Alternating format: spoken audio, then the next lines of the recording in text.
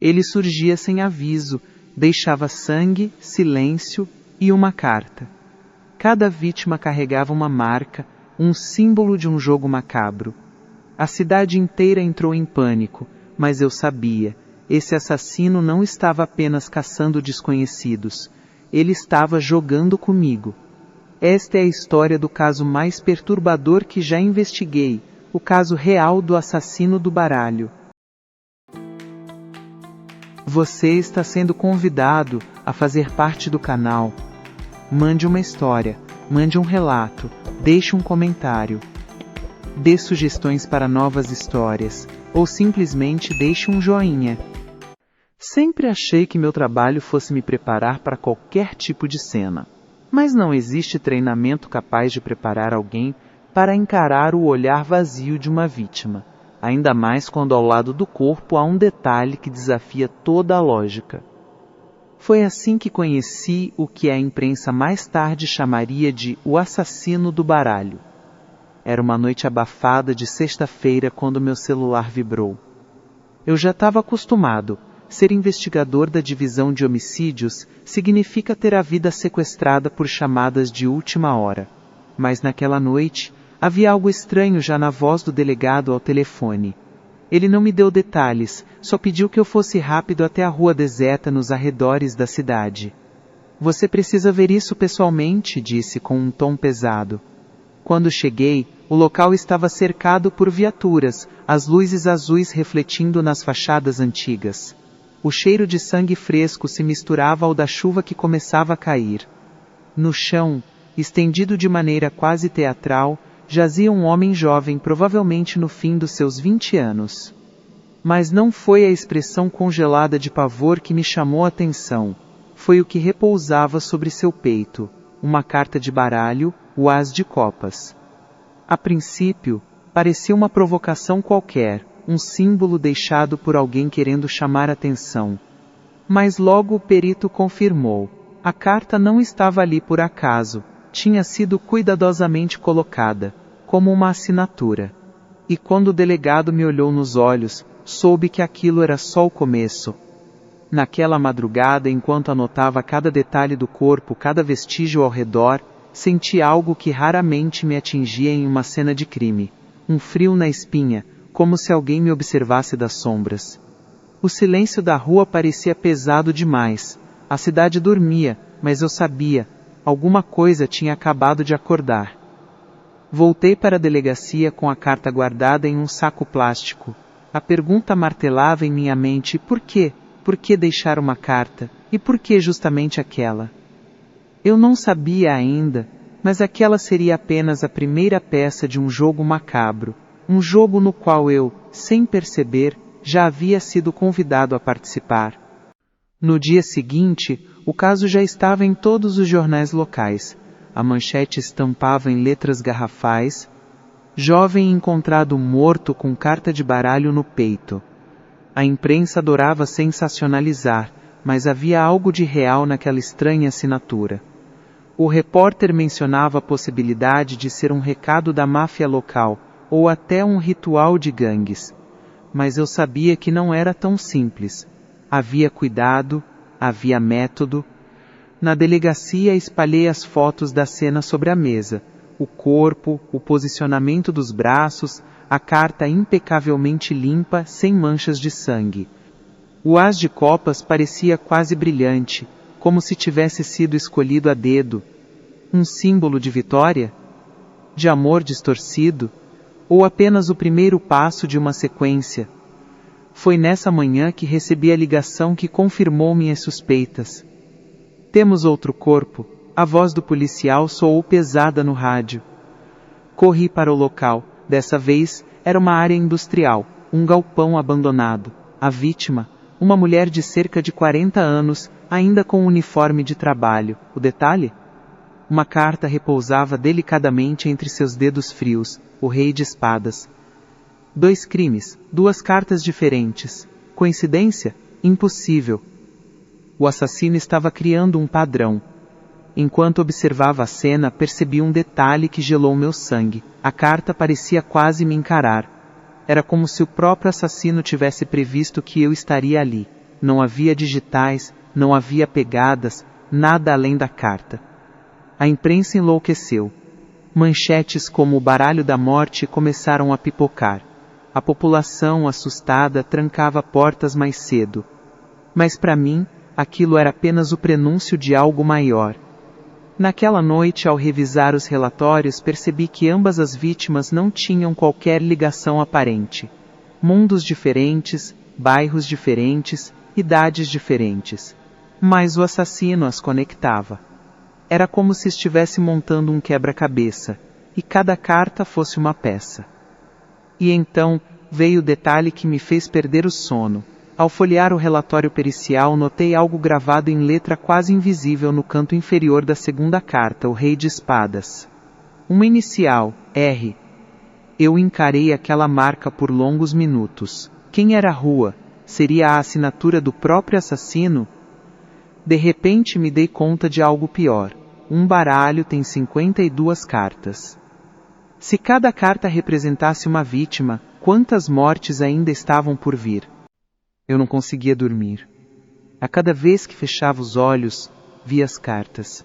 O as de copas brilhando no peito ensanguentado do jovem, o rei de espadas frio entre os dedos da mulher, e agora aquela inicial, gravada de forma quase secreta, Rua. Se aquilo fosse uma assinatura, significava que ele queria ser identificado. Mas não imediatamente. Era como se me desse migalhas, como se me provocasse a segui-lo dentro de um labirinto que só ele conhecia a saída. 2 dias depois, enquanto tentava revisar cada relatório com atenção dobrada, recebi outra chamada. O rádio da viatura chiou, e só de ouvir o código já soube. Mais um corpo. Dessa vez, o cenário era ainda mais perturbador. Um motel barato, na beira da estrada. O quarto estava trancado por dentro, e a recepcionista jurava que ninguém havia saído. Quando arrombamos a porta, encontramos a vítima, um caminhoneiro, caído sobre a cama, o rosto coberto por um lençol manchado de sangue.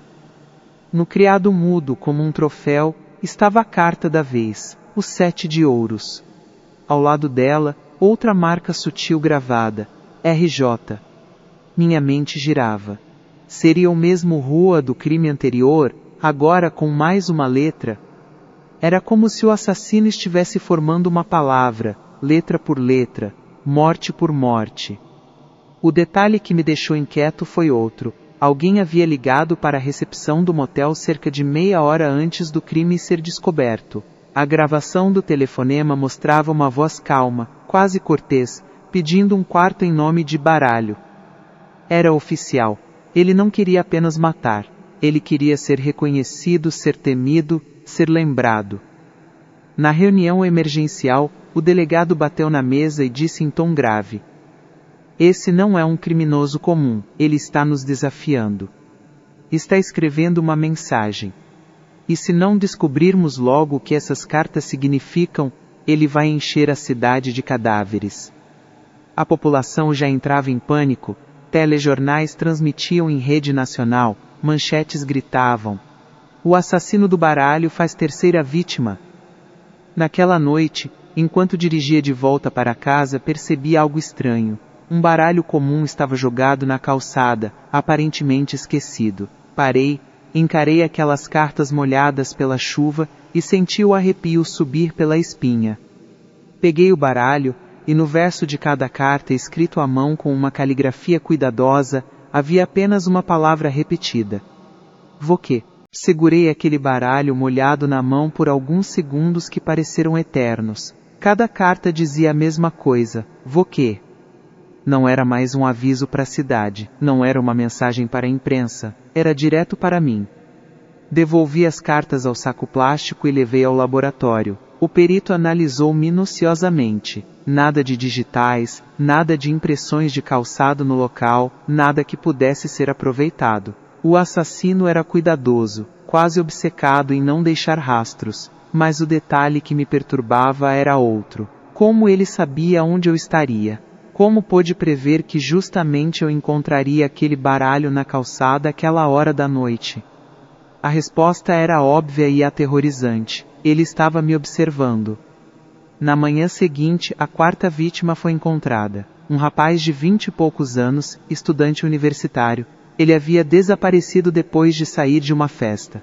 O corpo foi deixado em um parque da cidade, em plena luz do dia, como se o assassino quisesse garantir que fosse visto por todos. No bolso da jaqueta, a carta, valete de copas. No canto inferior, mais 2 letras gravadas, RJA. A sequência estava ficando clara. Ele estava escrevendo algo, e cada crime era uma letra. Mas o quê? Um nome, uma palavra, uma assinatura? Enquanto analisava o corpo, um policial correu até mim com o celular na mão. Doutor, tem uma ligação para o senhor.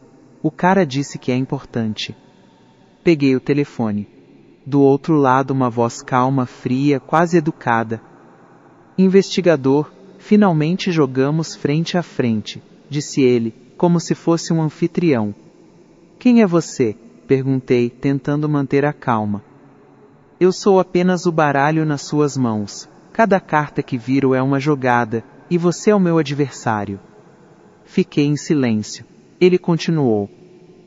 Já percebeu, não é? Não escolha as cartas por acaso. Cada uma delas tem um significado, e todas apontam para você. Antes que eu pudesse reagir, a linha caiu. Voltei para casa naquela noite com a sensação insuportável de estar sendo seguido. A cada sombra na rua, eu me virava. A cada carro que reduzia a velocidade atrás do meu coração disparava. Mas o pior ainda estava por vir. Quando entrei no meu apartamento, encontrei algo sobre a mesa. Eu juro que havia trancado a porta. Era uma única carta de baralho, perfeitamente limpa, centralizada. O Coringa. E nele, escrito em letras vermelhas, uma frase curta. O jogo termina quando você cair. Fiquei imóvel por alguns segundos diante daquela carta sobre a mesa. O Coringa com aquele sorriso distorcido e a ameaça escrita em vermelho. O jogo termina quando você cair. Não havia sinais de arrombamento, nenhuma janela aberta, nada. Era como se o assassino tivesse atravessado paredes, como se pudesse entrar e sair da minha casa à vontade. Ou pior, como se alguém tivesse me observado de perto durante dias, conhecendo cada detalhe da minha rotina, esperando o momento certo para me tocar psicologicamente. Na manhã seguinte levei a carta para a perícia, mas como sempre, nada. Nenhuma impressão digital, nenhum traço de DNA, nada que pudesse ser usado. O assassino parecia não existir fora das cartas. Enquanto discutíamos a investigação na sala da divisão, o delegado me chamou de lado. Você tem que entender, esse cara não está caçando vítimas aleatórias. Ele está caçando você. Tentei rebater, mas ele tinha razão. A cada passo o assassino estreitava o círculo em minha direção, e a prova veio naquela mesma noite. Voltei para casa exausto, tentando ignorar a paranoia que já me consumia, mas quando abri a geladeira, quase deixei o chão escapar dos pés. Ali entre as prateleiras, havia uma carta cuidadosamente plastificada, o 10 de copas. Na carta, em tinta preta, estava escrito, lembre-se da sua família. Meu coração disparou. Minha irmã morava em outro bairro, e a ideia de que ele pudesse estar observando não apenas a mim, mas também a ela, foi suficiente para me lançar em desespero. Liguei para ela na mesma hora, mandei policiais fazerem ronda em sua rua, mas felizmente ela estava bem. Ainda assim, a mensagem era clara. O assassino não precisava atingi-la fisicamente. Bastava me fazer acreditar que poderia, a qualquer momento. No dia seguinte, outra cena macabra. Uma nova vítima, um taxista encontrado no banco do carro estacionado na beira da estrada. A carta deixada no painel, Rainha de Espadas. Gravadas, mais letras, RJAC. O nome começava a se formar como uma revelação gradual. Mas de quem? Um cúmplice? O próprio assassino? Na volta da cena do crime, entrei no meu carro e percebi algo que me fez gelar por completo. No porta-luvas, que eu jurava ter trancado, havia um baralho inteiro, novo, ainda no plástico. no topo do maço, cuidadosamente virada, uma única carta, o 2 de paus. No verso dela, em caligrafia elegante, estava escrito: Sua jogada. Passei a madrugada encarando aquelas letras que já tínhamos. RJAC. Escrevias no quadro da delegacia como quem tenta resolver uma equação impossível. O delegado, os peritos, todos olhavam em silêncio. Cada um arriscava um palpite. Iniciais de um nome? Uma sigla? Um código de alguma facção? Eu sabia que não era nada tão simples. O assassino era meticuloso demais para deixar pistas óbvias. Se estava escrevendo um nome, era porque queria que eu decifrasse. Horas depois, recebi o chamado da Quinta Cena, um prédio comercial abandonado no centro da cidade. O vigia havia encontrado o corpo de uma jovem advogada, ainda de terno, caída próximo às escadas de emergência. A carta deixada, 3 de ouros. E nela, mais uma adição, RJACO. Dessa vez, não havia dúvida, o nome estava se formando, RJACO. Mas quem era a Rua Jaco?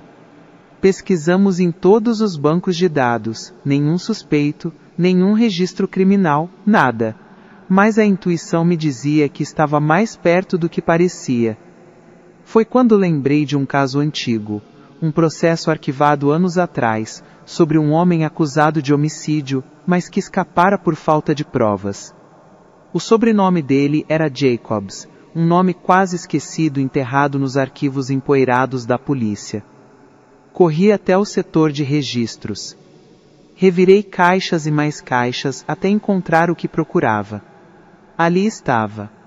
Rogério Jacobs, ex-carteador de cassinos clandestinos, envolvido em jogos ilegais, acusado de matar um rival numa disputa de apostas. O caso havia sido arquivado, e desde então ele desapareceu. Meu coração acelerou, as cartas, o baralho, a assinatura, tudo fazia sentido.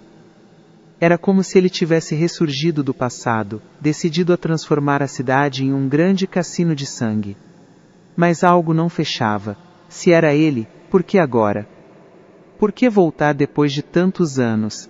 E, principalmente, por que eu?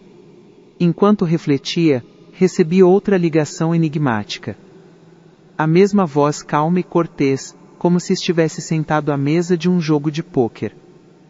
Vejo que encontrou meu nome, investigador. Muito bem. Mas cuidado, descobrir o nome de um jogador não significa que você conhece suas cartas. Antes que eu pudesse responder, ele desligou. Naquela noite, exausto e perturbado, voltei para casa. Mas, ao abrir a porta, percebi algo que me fez gelar. Todas as cartas do baralho que ele havia deixado antes estavam agora espalhadas pelo chão da sala, formando uma palavra gigante. Checkmate. E no centro, bem no meio das cartas, estava uma foto minha, tirada naquele mesmo dia.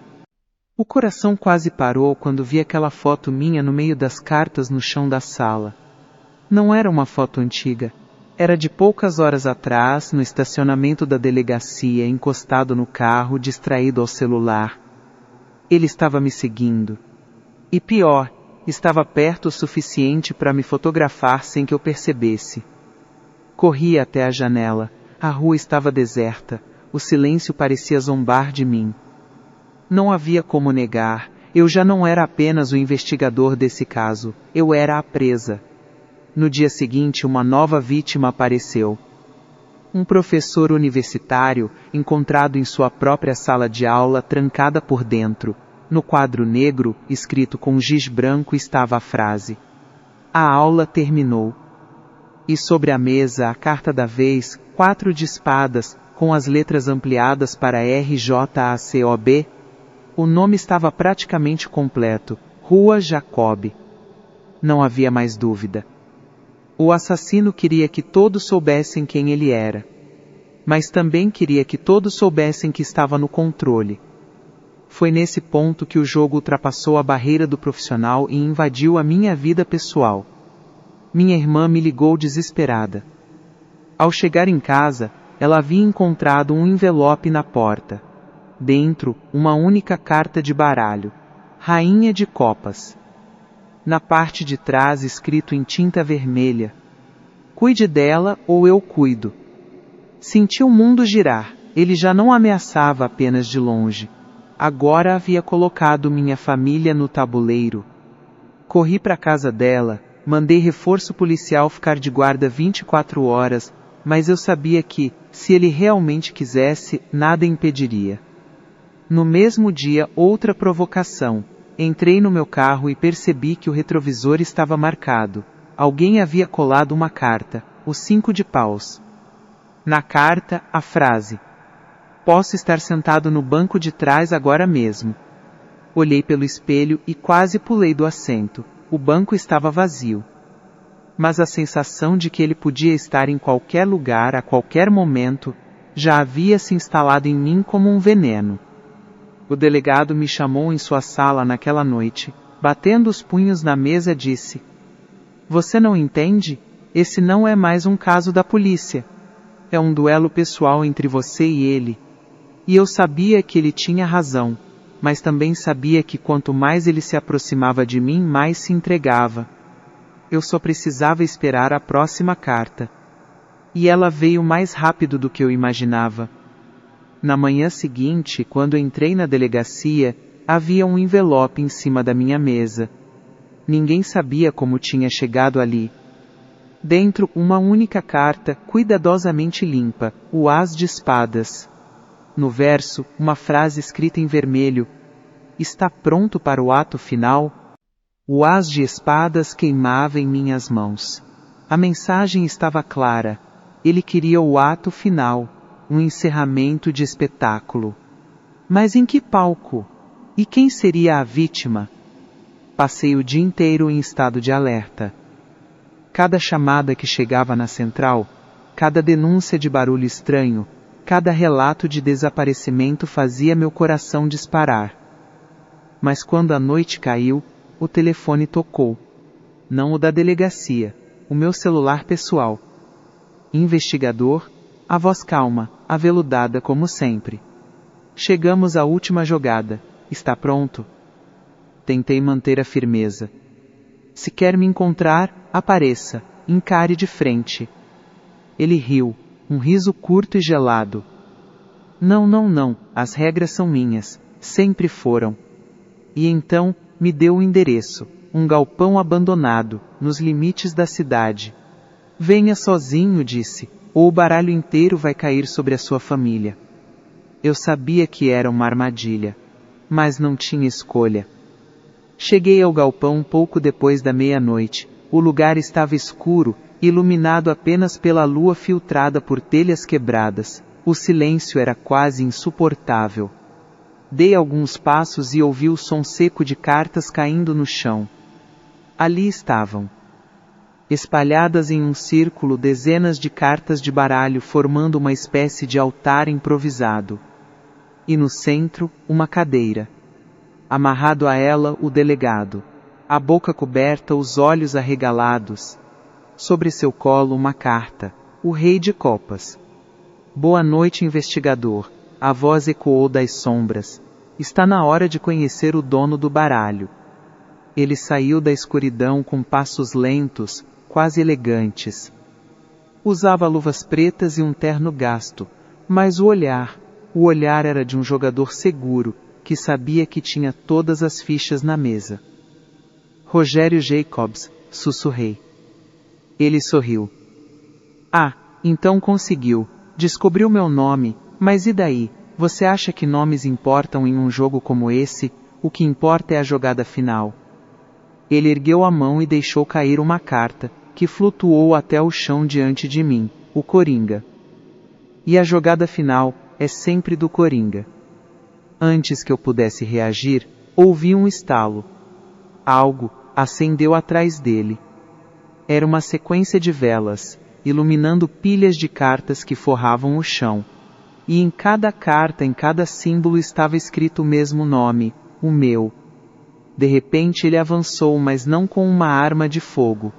Em suas mãos brilhava uma lâmina curta, afiada, quase ritualística. Hoje, investigador, você será a última carta virada. O baralho só fica completo quando o Voquet cai. Meu coração disparava, a mente girava, eu sabia que não poderia vencer esse jogo pela força. Tinha que vencê-lo no tabuleiro que ele mesmo escolhera, o das cartas. Olhei ao redor, havia dezenas delas espalhadas pelo chão. E então, me lembrei de uma frase que ouvi dele ao telefone dias atrás. Descobrir o nome de um jogador não significa que você conhece suas cartas. Eu precisava virar a carta certa. O galpão parecia girar ao meu redor. O assassino estava a poucos passos, com a lâmina na mão, e aquele olhar de jogador convicto, como se a partida já tivesse terminado antes mesmo de começar. Você não entende, ele disse girando a faca com elegância. O jogo não é sobre vencer, é sobre controlar. Cada movimento seu, cada respiração, cada passo, tudo estava previsto no meu baralho. Ele apontou para as cartas espalhadas no chão, formando um círculo em volta de nós. Escolha uma, vamos ver se você tem sorte. Olhei ao redor. Havia dezenas delas. As, rei, dama, valete, números. Todos me encaravam como olhos sem rosto. Eu sabia que qualquer escolha poderia selar meu destino. Mas também sabia que aquele psicopata vivia do simbolismo. Cada carta para ele era um ritual. Dei um passo à frente, respirei fundo e me abaixei. Peguei uma carta ao acaso. Era o 6 de copas. Ele sorriu. Ah, a carta da nostalgia, do passado que volta para assombrar. Perfeita. Aproximou-se com a lâmina erguida. Mas naquele instante percebi algo. No canto da carta, quase imperceptível, havia uma marca vermelha. Não era sangue, era tinta, e formava a letra D. Minha mente explodiu em segundos. As iniciais que ele vinha deixando não formavam apenas o nome dele. Formavam outra palavra, uma que eu não havia considerado, Rua Jacob D. Antes que ele pudesse me atacar, falei alto, para cortá-lo como um tiro. Você não é o dono do jogo. É apenas a carta jogada por alguém maior. Ele parou. O sorriso sumiu por um segundo. Eu tinha acertado. Quem é D? Perguntei, encarando-o. Quem está por trás disso? Ele respirou fundo, o olhar oscilando. E então, pela primeira vez, vi dúvida em seus olhos. Mas foi só por um instante. Logo voltou a rir, um riso carregado de insanidade. Ah, investigador, você quase conseguiu. Mas lembre-se, o baralho nunca termina. Quando uma carta cai, outra assume o lugar. De repente ele avançou. Eu me joguei para o lado, a lâmina rasgando o ar, onde antes estava meu pescoço. Rolei pelo chão, agarrei uma das cartas jogadas e instintivamente a usei para cortar a corda do delegado. Jacobs rugiu como um animal e investiu outra vez. Mas agora não estava sozinho. O delegado, livre, o derrubou com um golpe seco.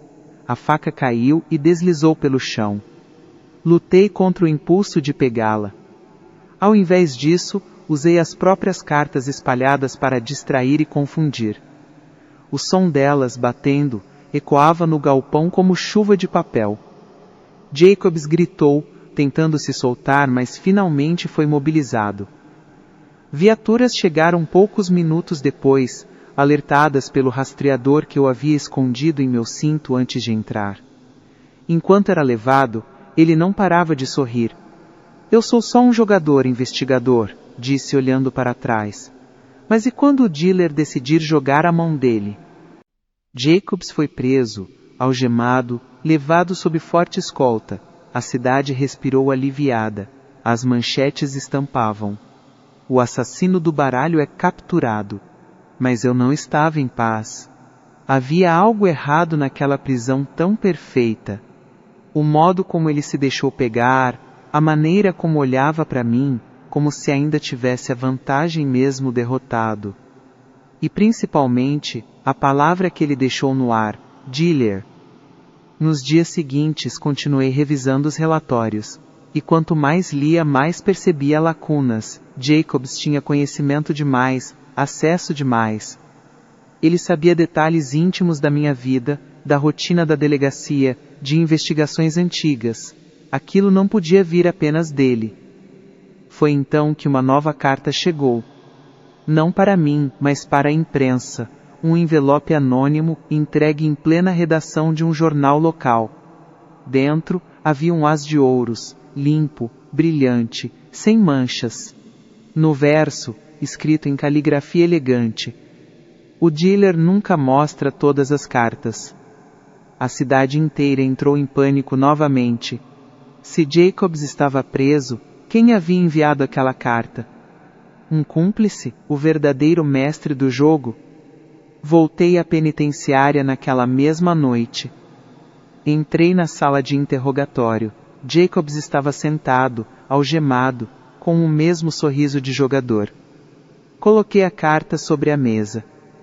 Ele olhou, sorriu ainda mais, e disse apenas: eu avisei, eu sou só uma carta. O dealer, ele ainda está jogando.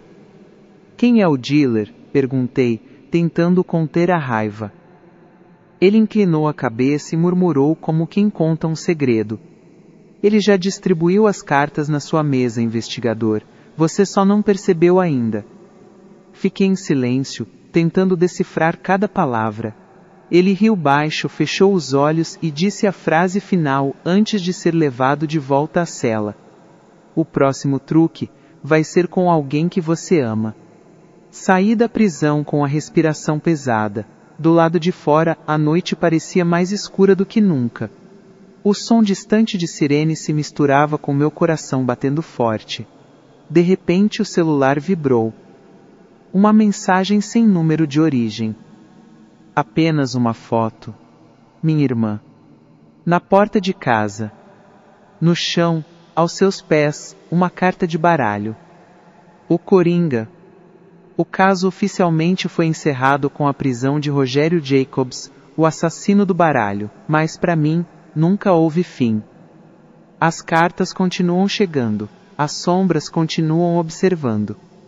E eu sei, o dealer ainda está lá fora, esperando o momento certo para virar a próxima carta.